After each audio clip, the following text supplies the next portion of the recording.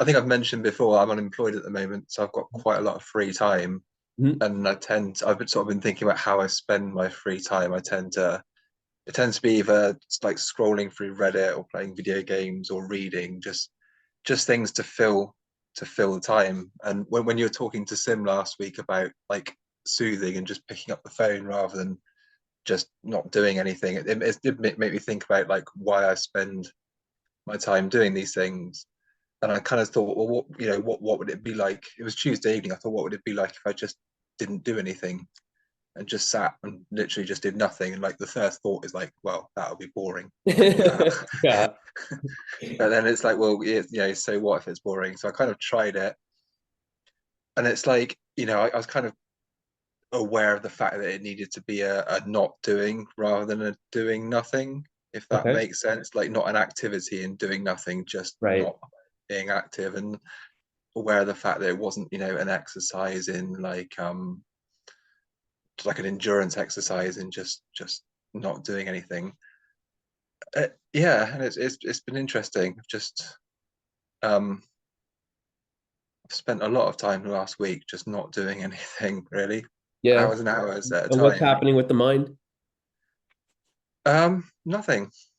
It's it's not stirring up. If anything, it's been more settled. So it rises. You sit and you go, or you're laying in your bed and you go, I'm just not going to do anything. Okay. First Yeah, thought arises.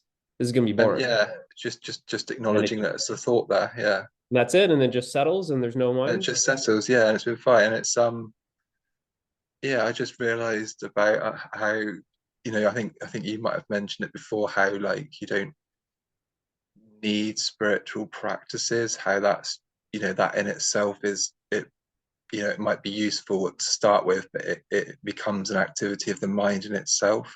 Hmm. And so I haven't really sort of meditation has just kind of fallen away really. I just haven't really been doing it and haven't really felt the need to be doing it.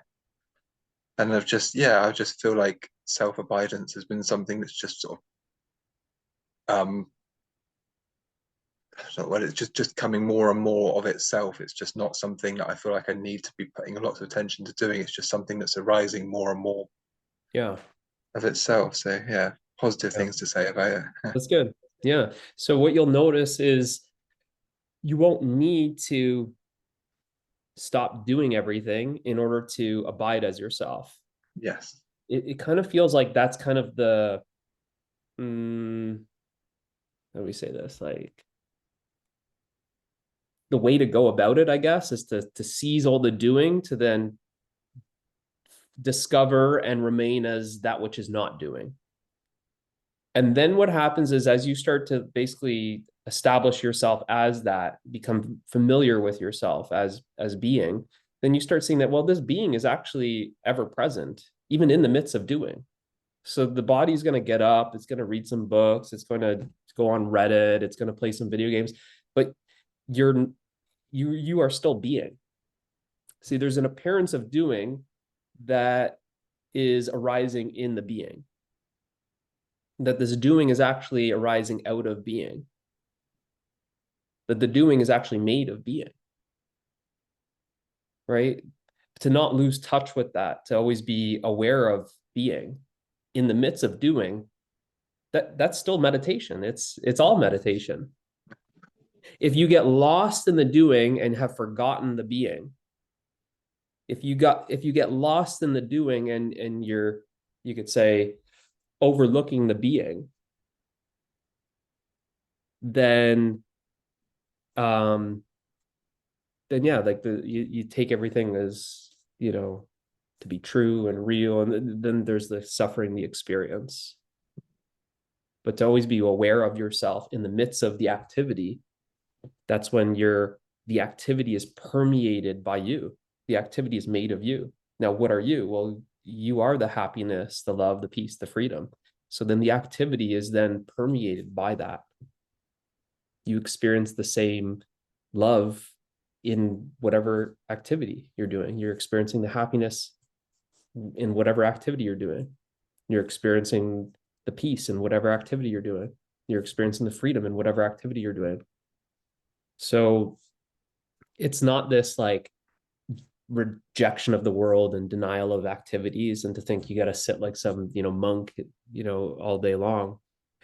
That's like I said, that's kind of like this, like it can be, sometimes you don't even need that. It can just be this transition. It's kind of like the training wheels. It's just easier to find being and experience being without the distraction. But as soon as you find it and you're experiencing the being, then that which was a distraction isn't a distraction anymore, because you're no longer overlooking yourself. Then actually you can go full into that doing, full into the activities, and feel like you haven't lost yourself because you're ever present. So then it's actually quite the opposite of what people think when they think of like this renunciation and this rejection. No, it's this, you're living totally. It's a full involvement. You're fully alive. You're living fully. You're not like trying to, create this another form of separation where it's like, oh, I don't want to play video games, or I don't want to get a job or have a family, or go on vacation. And it's not that. It's you do all of that to the fullest, right? And you're just, any sort of like inspiration or passion or anything that really like lights you up that you want to share, you're fully into that. Yeah. Yeah, I think I'm getting that more and more. I Yeah. understand what you're saying. Yeah. And you find it's, everything is like this kind of magical unfoldment, this mystery is, yeah, maybe you're unemployed right now, and it's giving you this opportunity to connect with yourself, to deepen this realization, to allow this, to, there was some distraction maybe with work and job and all of this other stuff. So it's kind of saying like, okay, like this divine intervention, let me just get that off your plate. Let me just, close some of these doors to just leave this one door open. And that's the door of being. So then, you walk through that door and you're discovering, you're like, wow, this is what I am. And then you'll start seeing that then, some stuff will start coming back in to the mix, but it will be transformed. You will experience it differently. It's, Well, yeah, it's funny really, because I had some anxiety about finding work because then it was suddenly right, you'll be out 9 to 5 doing something, you won't have time for any of this. But now yeah, it's kind of realizing that whatever I'm doing, even if I'm out working 9 to 5, that's still, it's not, there's not a separation. I don't need to make a separate time for this. It's just this can be happening whilst working. yeah, yeah. And then you're whatever you're doing is an expression of what you are, right? So when you go and you're looking for work, you're not just looking for work from like a form of like safety and security and I just got to do something that like I don't really like doing. It's no, like, well, what do you really like doing, and go for that. What do you really, what are you inspired to do? It's a, what do you, what this aliveness that you're feeling, this joy that you're feeling, it's about like sharing that. Like, how can I share that? How can I express that? What does that look like? And then maybe you'll have this realization that maybe I'm saying perhaps what you were doing for work was just so restrictive. It wasn't allowing you to be creative. It wasn't allowing this to flower. It was like a cap. It was like a limitation. It was a suppression. Now there's something that's just like, wow, it's just unchained, it's uncaged, it's wild, it's free, it wants to come out. So now, like, perhaps you're seeking a job and it's like different like parameters that you're now seeking this job, different you're seeking a different type of job maybe.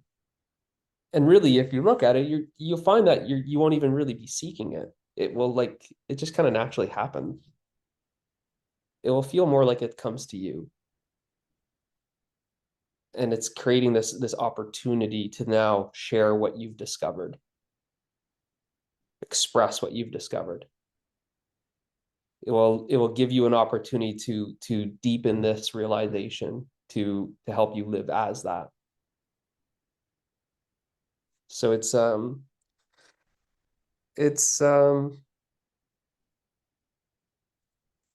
yeah, it's like, I don't know, it's just it's like it's mysterious, it's magical how like this unfolds, but it's always for your highest realization. It's always for your highest good, you could say. At the time, it always feels like your life is falling apart and this is the worst and it's a disaster kind of thing. It feels like that for sure. But then you start seeing now with different, like with new eyes, and you start seeing how like actually you're like, it's actually like a blessing that I'm unemployed right now. Right. So now there's an embrace for whatever, like what is. You're unemployed right now, embrace it. Because it's giving you this opportunity. That unemployment is an opportunity to deepen this connection with yourself, to become very familiar with yourself.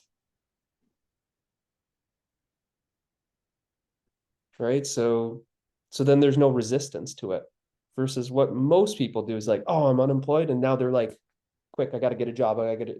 Because there's this is a feeling of insecurity and not safe, and how am I going to survive, and what's tomorrow going to be like if I don't have enough money, and all of this stuff. Whereas it's this now, then you're seeing this kind of magic unfold. It's now giving you um more experiential proof to let go even more, to trust even more. So everything's happening, and this is, wow, this unemployment, life is just like, hey, get rid of that job to allow this unemployment. At the time, from a limited perspective, unemployment looks like the worst thing ever. A greater perspective, more zoomed out, sees, wow, that's a gift. The unemployment is a gift. It's kind of like just clearing the path for you, clearing the way. We just push that aside. So it's creating this opportunity. So with that greater perspective, you're experientially, you're seeing, wow, like there's actually an intelligence beyond that limited perspective. There's an intelligence that's running the show here. It's not Ross that's running the show. So in that way, Ross can let go even more, trust even more. And that's when your life becomes even more magical, because you're just totally letting go to the unknown. It's this unknown. You don't know what's going to happen. That unemployment, you don't know how long it's going to last. That might scare the shit out of you, but if there's that trust, then there's like, hey, well, I'm here for the ride. Right. So, and that's when, like I said, your life can only be wonderful in the unknown. If you know everything, your life is boring. You want to know everything, your life is boring. Like, who goes to a movie and then wants to know everything about the movie before they see it, wants to see all the trailers? No, because if you've seen enough trailers, you don't even want to see the movie anymore. There's no excitement. There's no wonder. There's no awe. There's no magic. There's no mystery. There's no aliveness. That's the mind. The mind doesn't know what it's like to be alive. Only being, that which you are, knows what it's like to be alive. So in a way, the mind is very like anti-life. It's very anti-feeling alive. But what you are life itself. You are that aliveness. That aliveness, that's you're full of it. That's why it feels so alive to just like step into the unknown. You don't know what it's like, what it's going to be like today. People are talking about tomorrow. There is no tomorrow. You don't even know what the next moment. There's not even a next moment. There's only this moment. But if you're being totally honest with yourself, you don't know what this is.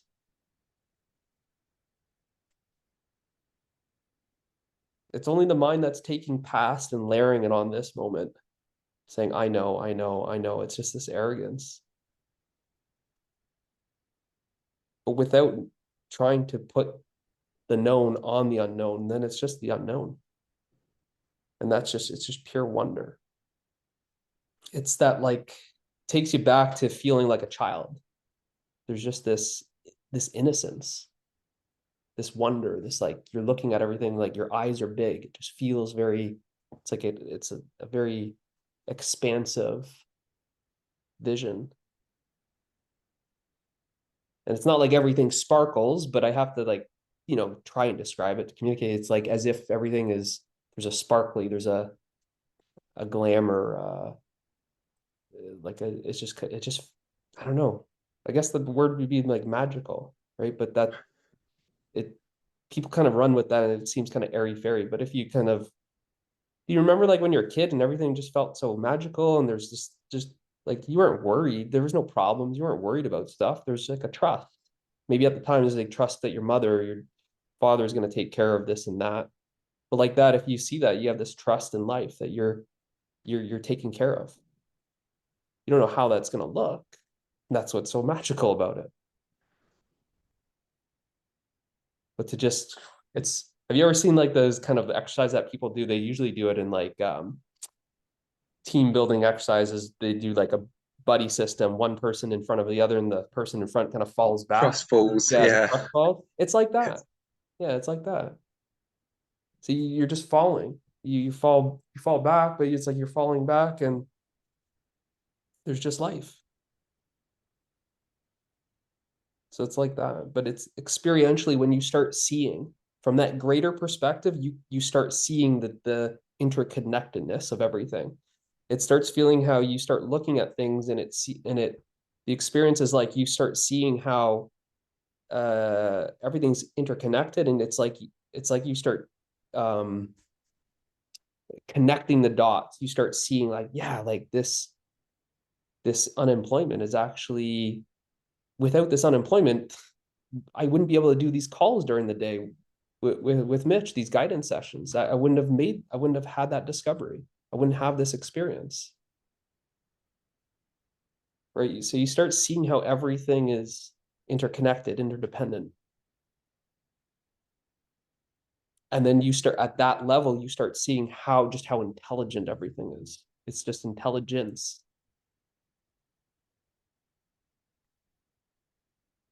And that intelligence, that love, that's what allows you to trust.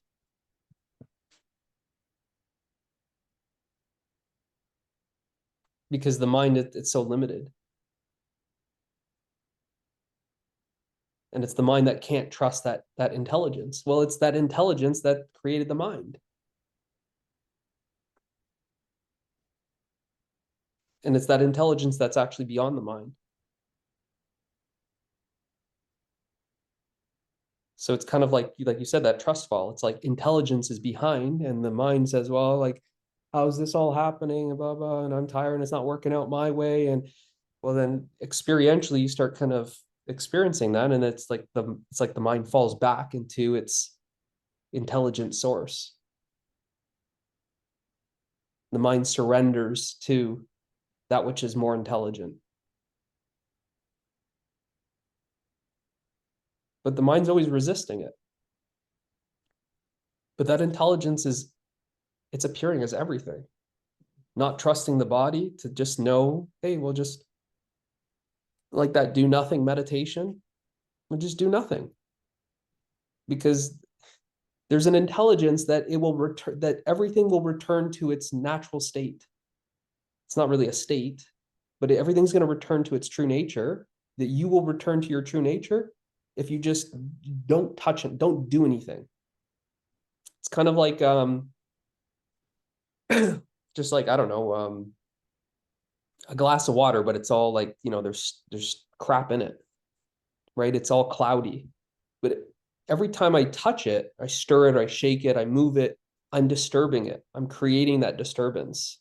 But if I just sit it and go, I'm not going to touch that glass of water for 30 minutes, well, all the debris comes down and it returns to its natural clarity. You could, oh, it's clear again.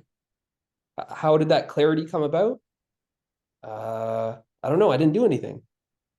See, that clarity is when you're not doing anything. The clarity is the being. But every time I go and touch it, just a little practice here, a little this, little try this, try that, it can't return. It's very what's the word here? Counterintuitive, that we want to do something to achieve that, but it just, that clarity is rest. That when that water returns to rest, it's clear. All of the sediment just comes down to the bottom. The water is still, and it's clear, and it's at rest. But any form of movement takes it away from rest.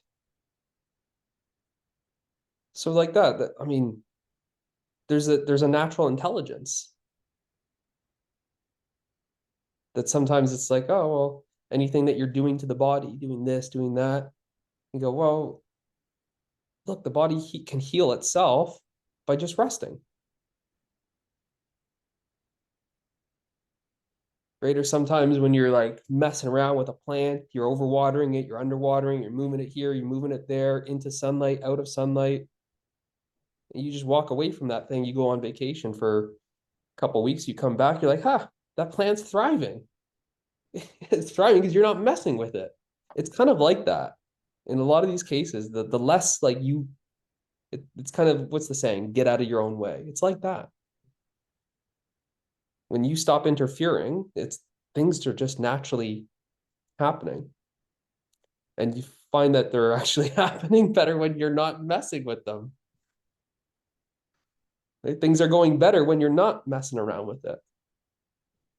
Right? That's why I said like that do nothing meditation. It's I just call it like, just play a game and make it like fun. Just don't touch the mind. Well, it's funny because like when you're not touching the mind, you're happier. Every time you touch the mind, you're unhappy. It's like you're provoking that unhappiness. But if you just don't touch it, you find that you're just happy. So yeah, so it's like that.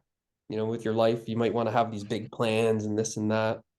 But if you just, what happens if you're not planning? Sure, you have to plan to an extent here and there, some practical stuff. But I mean, most people, they're planning every, like, what's the next moment? What's the next, what if this, what if that, trying to control. Well, you just trust that whatever is going to arise is just, that's it. Now it's like going to the movie, the movie that you know nothing of, and it's just pure surprise. One that you haven't seen the trailer for, one that you have no expectations for. Right? What's life without expectations? What's life without a plan? What's life without resistance? I mean, you could talk all day about it. I sure enough I make enough videos about it, but you can't communicate it. You can try and express it, but you can't. You can only be it.